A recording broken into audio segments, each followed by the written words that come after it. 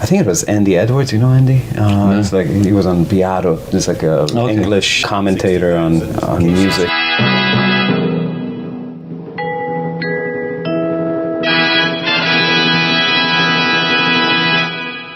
So on that note, today I want to take a look at something that used to be a hugely influential, unique, and distinctly American element of our culture, which in recent years has all but evaporated. And that would be rock music.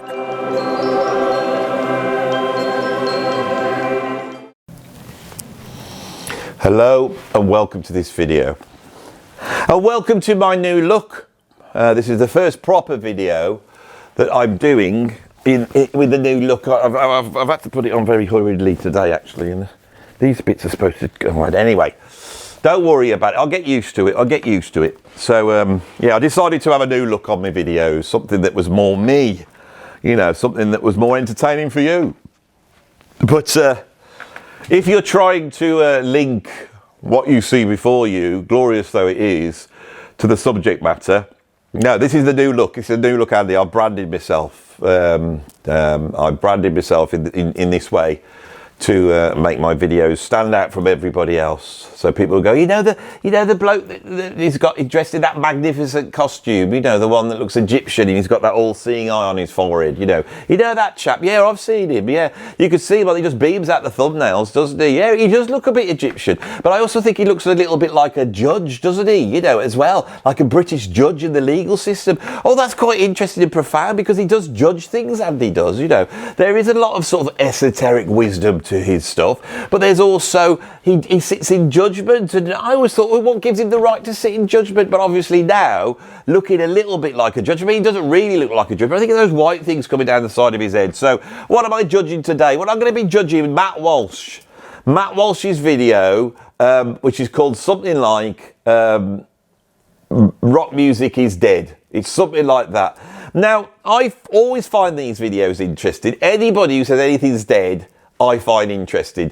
And, you know, and I think, you know, I've really been able to build something quite substantial here by saying jazz is dead. And so I clicked on it. And of course, Matt Walsh being a sort of conservative troublemaker, let us say, you know he's going to, roll people up. And he did. And when I looked at the reaction videos to his video, there was one called Matt Walsh is a fascist or something like that. So rather than debunk him, they just went straight for, let's call him a fascist. You know, that's what they did. But the thing is, that bloke, he got a good YouTube. I can't remember his name, but it's up here now. His reaction this has inspired this video more than the Matt Walsh one, because the Matt Walsh one was really just a regurgitation of Rick Beato's excellent observations about monoculture. A great big gob of Rick Beato, he just bunged in the middle of it, you know, to give it some weight. And then once that bit was out of the way, then he went on to a whole bunch of right-wing talking points and tried to blame the death of rock music on Barack Obama, which I thought was a bit balmy, really, you know. So what I'm going to do on this video is I'm going to go through the points Matt Walsh says and say a little bit about them.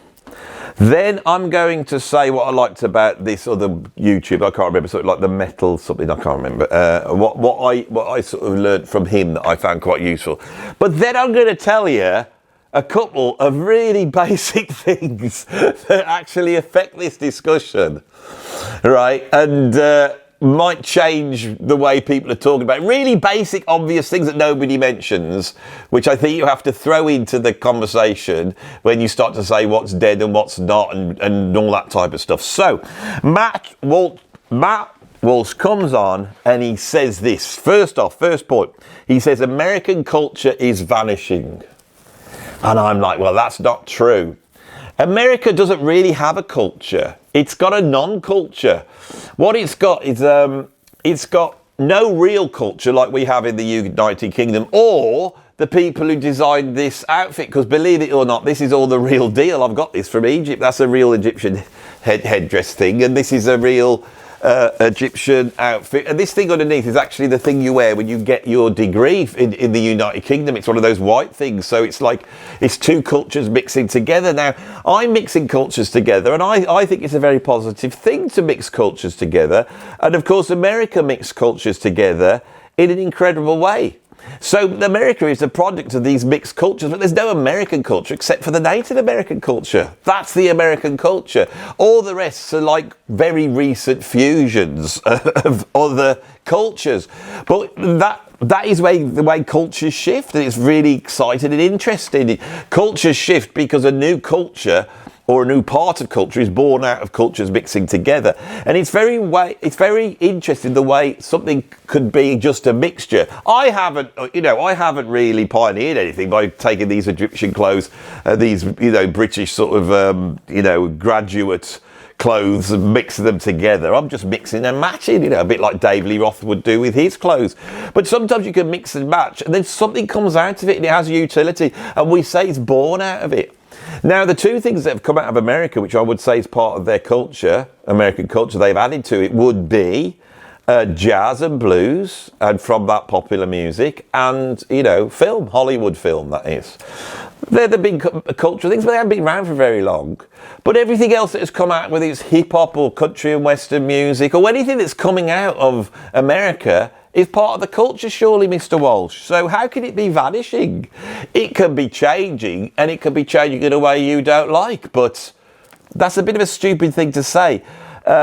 It isn't until America is no longer there, or the United States of America is no longer there, that we can start to say, well, maybe that culture will die away. But while there's the United States of America, there will be that culture. It's just shifting. And then you have to ask yourself, is it shifting in a way that's actually objectively bad? Or is it just the fact that you're getting older and you're missing what you had before? So I think that first point he makes, Matt Walsh, is a bit rubbish.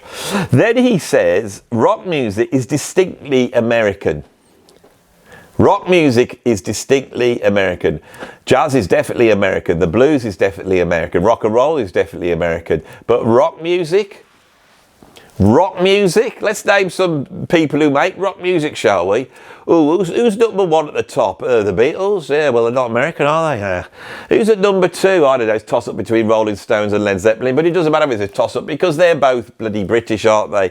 Anybody else you can name? Well, there's Cream, there's Emerson, Lake and Palmer, and Yes, and then you've got things like AC/DC. They're Australian, they're not British, are they? No. But you got Judas Priest, you got Black Sabbath, Deep Purple, there's a whole bunch of bands coming out here. Now America did have the Doors, but it's not really rock music, is it? And you did have Love and Jefferson Airplane and Grateful Dead, but it's not like bloody Deep Purple, is it really? Do you want me to carry on? And the truth is, rock music is distinctly British as it is American.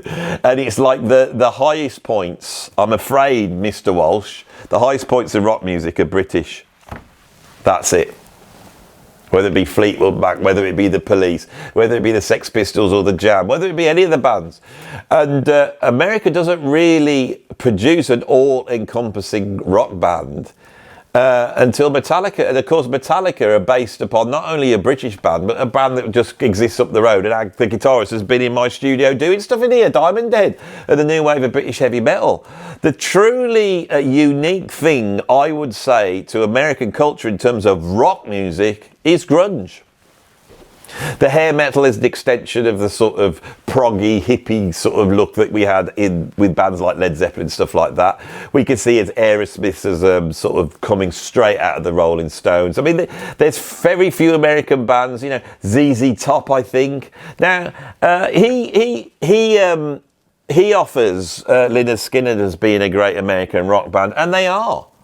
Right, and he made some interesting observations about them. The fact that Lynyrd Skynyrd were from the South, where all the bloody juice is in American, musical culture, that they had lots of stars and stripes flying around. And then my favourite one is that the fact that there was lots of very, very slim and attractive girls on the shoulders of various, long-haired gents watching Lynyrd Skynyrd. And of course, in today's world, if those ladies were sat on their boyfriend's shoulders now, there'd be a lot less of them because not very many American men can support the average American woman.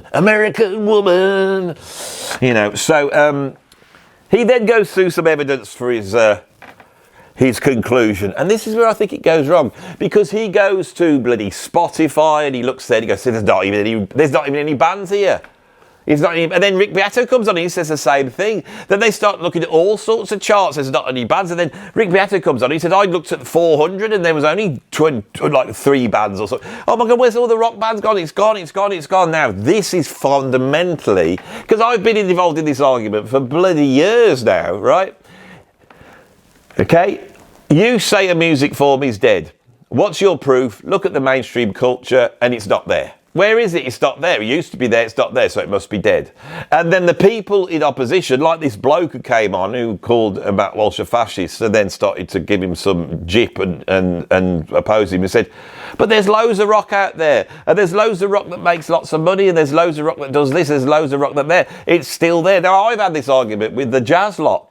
Jazz is dead, and then they come on and go, how can Andy say jazz is dead? Because jazz exists. There's a jazz group here, and there's a jazz group there, here a jazz group, there a jazz group, everywhere a jazz group. No, this is falling into a problem, and I think in the past I've enjoyed this problem because I've been the one instigating it, you see. So I thought what I'm going to do is actually come on and be a little bit sensible and just throw a couple of things in the mix, right, of this dead and alive discussion, right? So, Matt Walsh is saying rock music is dead. What's his evidence? It's not there anymore, okay? And they look in all sorts of different places, all right? There is a really simple reason for this. There's a really simple reason for this. And I'll explain it in a long-winded fashion because I'm a YouTuber, that's what we have to do, but less long-winded than I normally do, right? But I'll explain like this. In 2006, I played on an album called Million Town by a band Frost. And it came out and it did quite well. It was probably the first album I'd ever played on that did quite well, right? It didn't sell 1 million copies, but it was popular and people liked it. Now, I remember the run-up to that. We were signed to a record label, and the record label said, we're going to release in this week because there's no prog albums being released that week.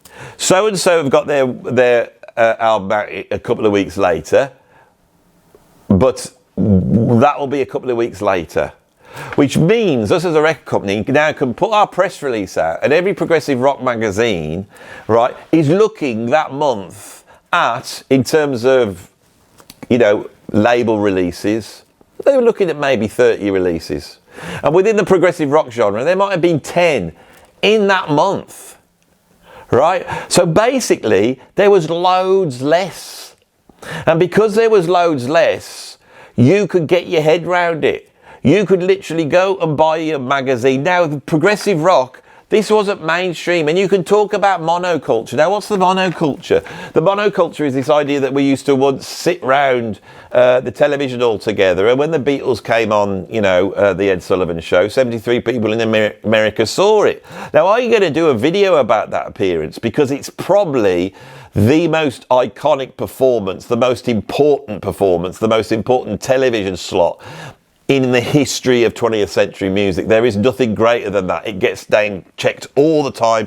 I've met millions of musicians who talk about it. Yeah, they were all sat there watching it, and it was extremely powerful. But the Beatles are unique in their position in mainstream culture. The only person I think that gets anywhere near the Beatles is Elvis Presley.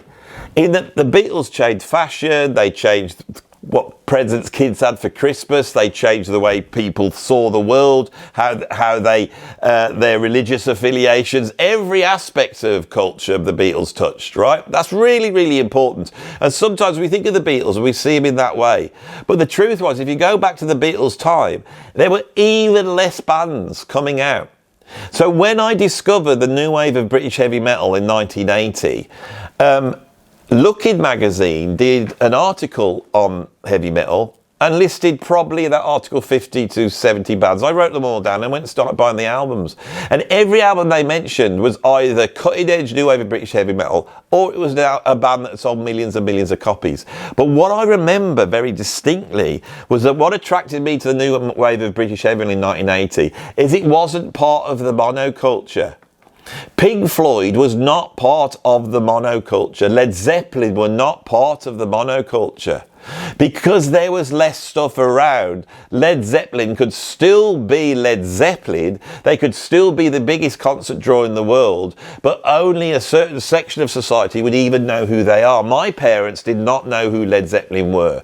They thought it was a person. They thought Pink Floyd was a person. They had no idea who Jethro Tull was, because my parents were the generation before. This idea that rock existed in a monoculture is not true.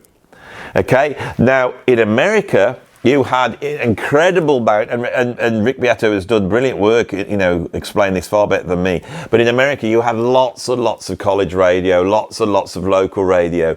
Bands could break in America, and if they sold in that state, which that state could be the same size as my country, they could get a following that would spread out. But again, so many rock bands were not breaking because of a monoculture. They weren't breaking. Once they got there, they could become part of the monoculture. And groups like, you know, ABBA were part of the monoculture, right? But I don't think, you know, Yes or Gentle Giant or, you know, Iggy Pop and the Stooges or Velvet Underground, none of that was part of the monoculture. This is not just an observation about rock music. It's part of rock music's DNA. Is to not be part of the monoculture, right? And this starts to give us a much greater idea about what's going on.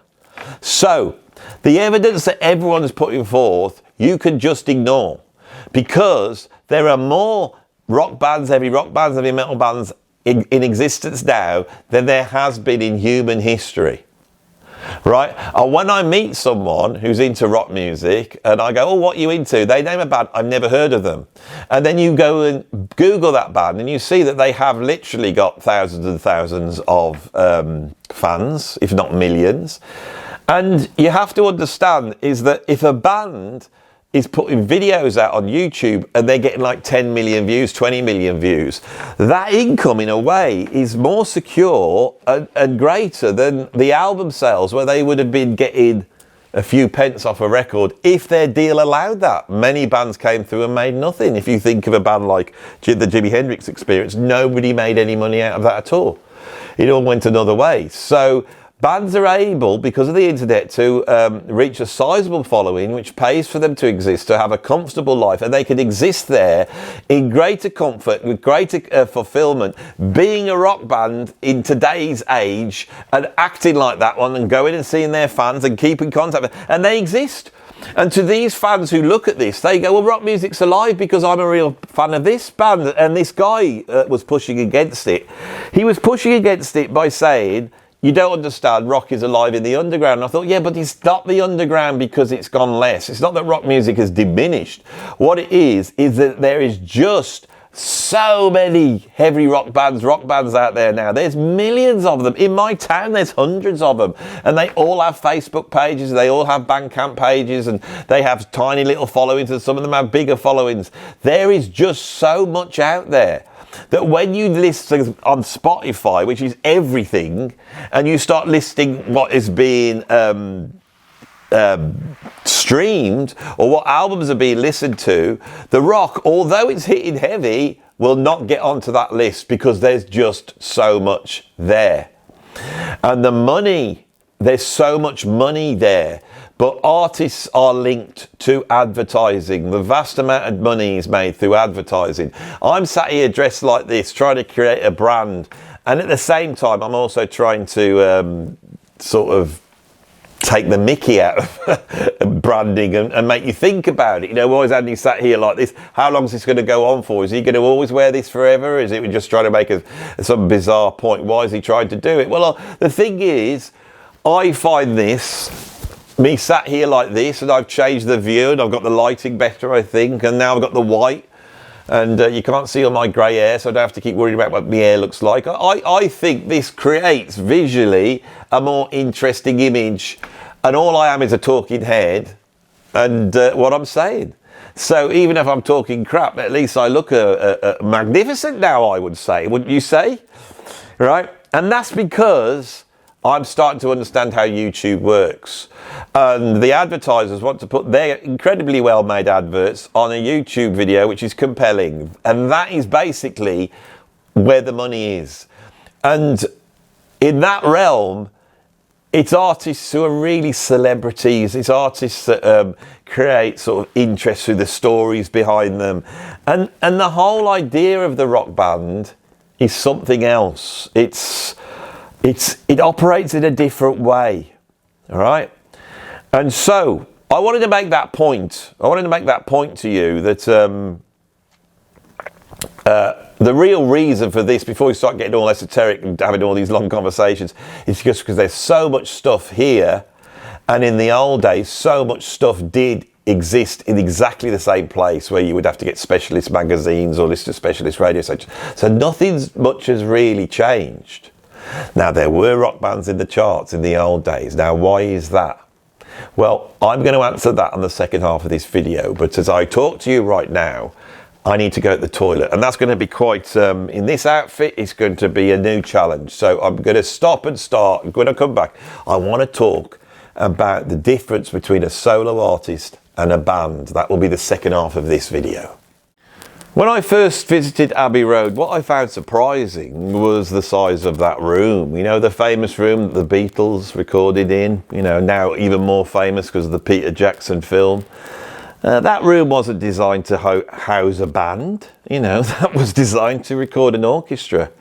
And all the technology that had evolved at Abbey Road had as much to do with radio and television as it did to do with making records. The rock group soon created a completely different arrangement for recording studios. And since then, with the demise of the rock group, recording studios have changed yet again.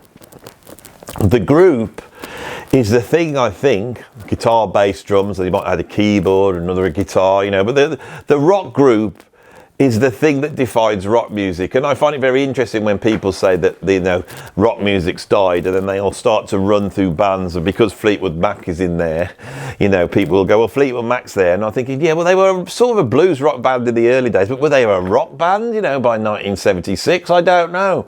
So we can sort of define that rock music as being music created with guitar, bass and drums. Now, I don't know what you think, but I'm quite happy if that survives and people are making some sort of music with that setup, I'll be happy. That's what I don't want to die. I don't care whether anyone sounds like bloody MC5 or whether they sound like the Sex Pistols or whatever. I don't want them to sound like that. I don't expect them to sound like that. But it would be nice for real instruments to survive. So let's just have a very quick, you know, reappraisal of what's going on there.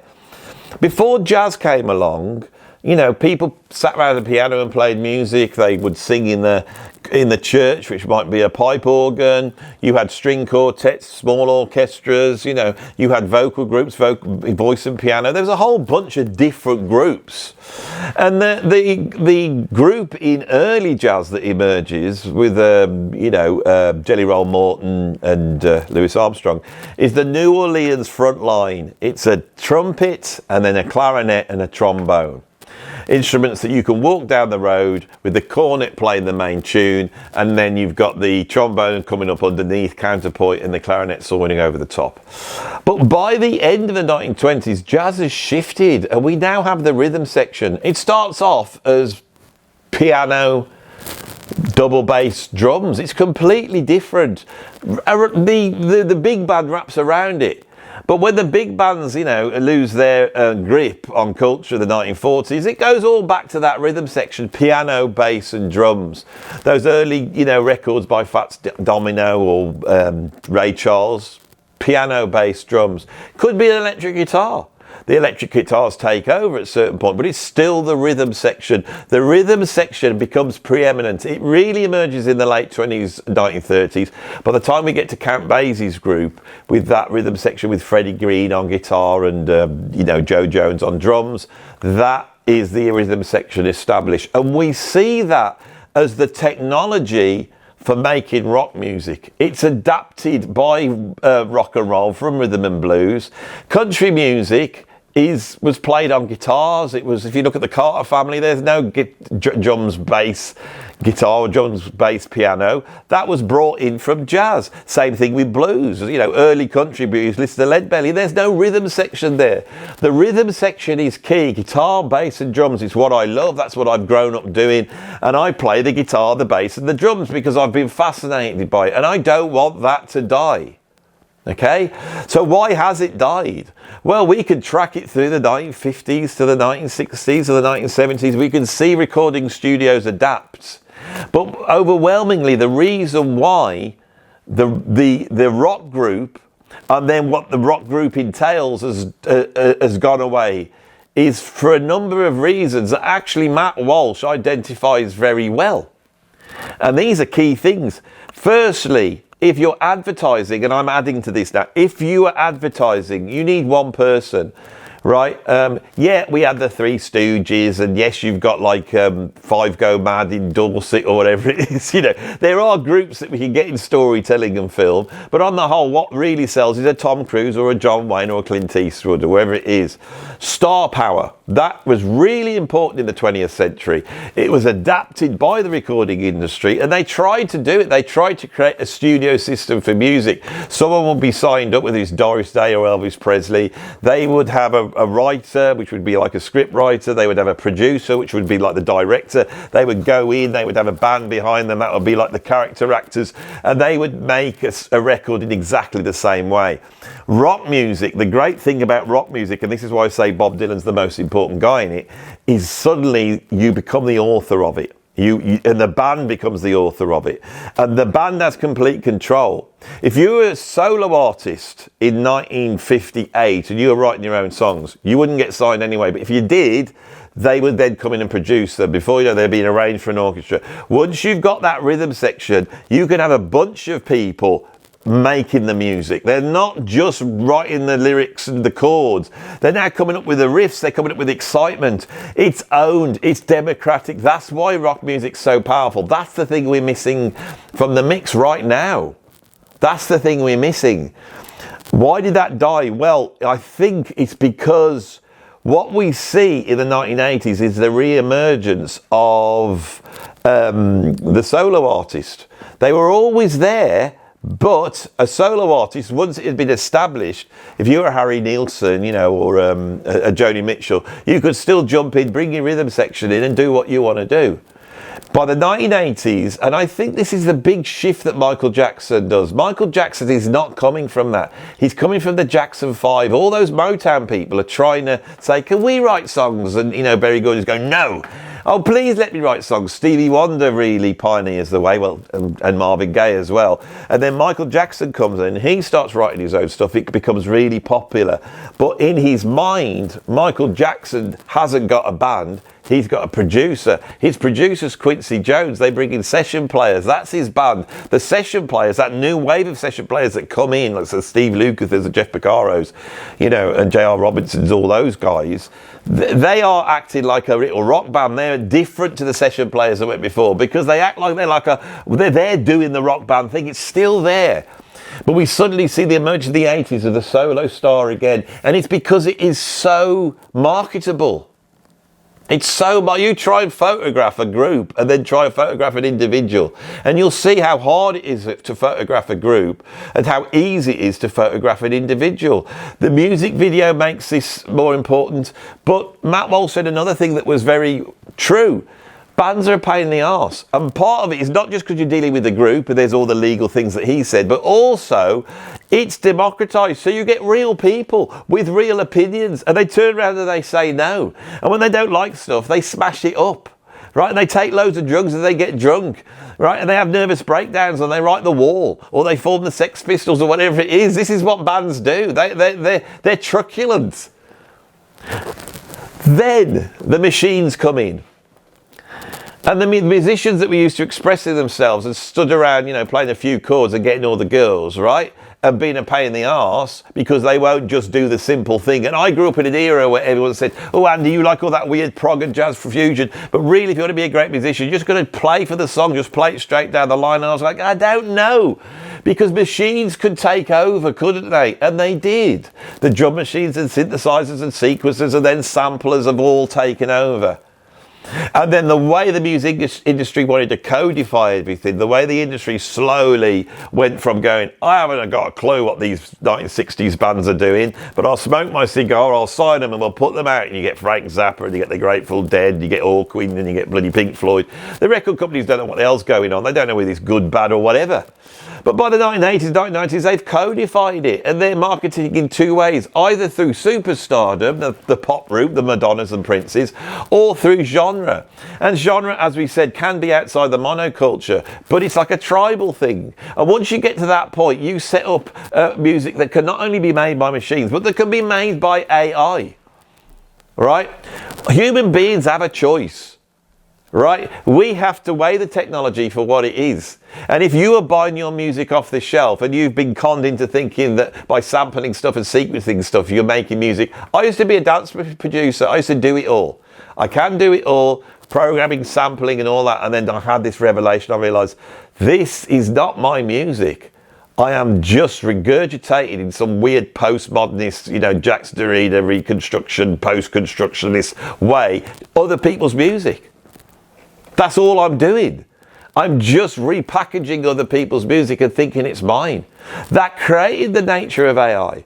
But when you're in a band, your idiosyncrasies and your ineptitude makes the band sound a certain way. Your inability to do it like a session musician, the fact that you're individuals makes the band unique. And that's why rock bands sounded so unique. And there was once a time when the industry wanted that. But the industry still does want that, which is why I'm sat here dressed like this. I want to be more individual. I want to be more me. I want to be recognizable as being me.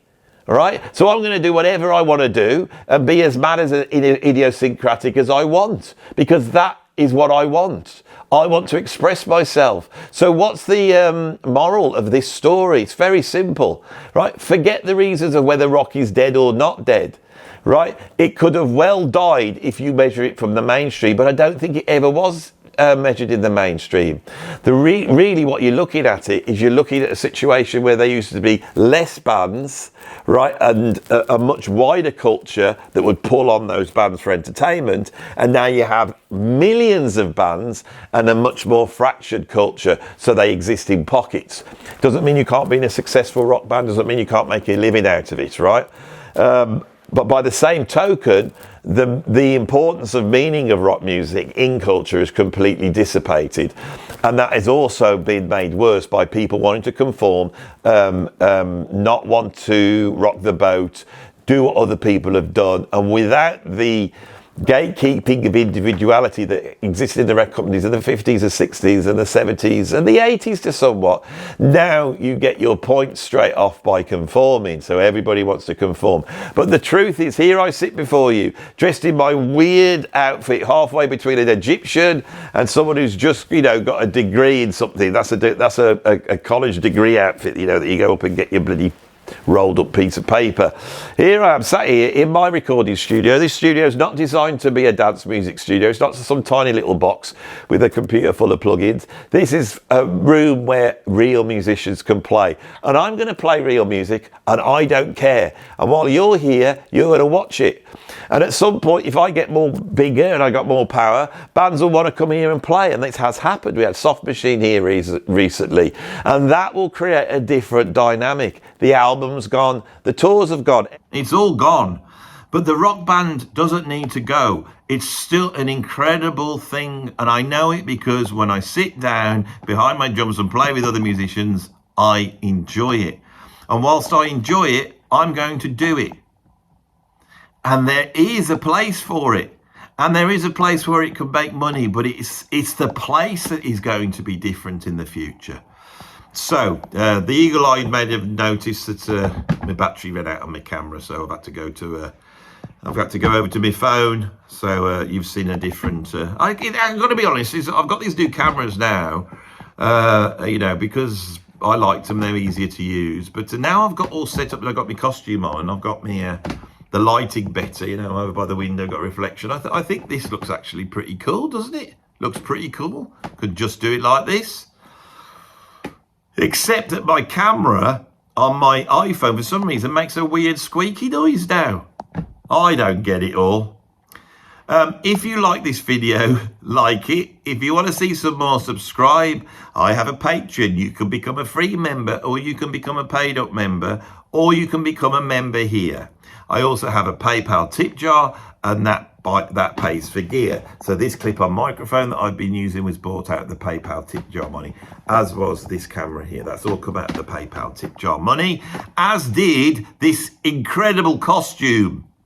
So if you like the video, like it. If you didn't like the video, but you like the costume, like it, you know, and go away now. See how much more iconic I am now. I need to get the camera back a little bit so I can do this. You know, the sort of Russell Brand pose. Oh, we don't want to be doing the Russell Brand pose now, do we? Not really, no. Anyway, thanks for watching the video. I'll see you on the next one.